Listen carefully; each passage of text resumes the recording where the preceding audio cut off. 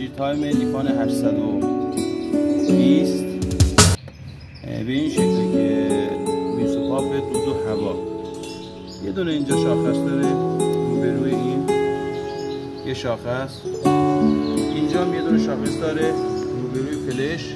اینجا رو بگید یه دونه فلش هست، از اینجا با هم راست میشه. بعد روی زنجیر تایم هم یه دونه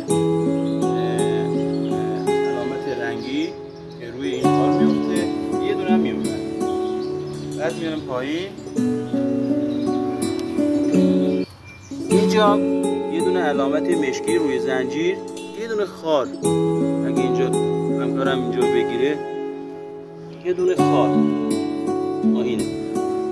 خب این خار روبروی همین شاخص زنجیری که رنگ داره. بگیر بالا، بگیر بالا، همینجا تایم لیفان 820.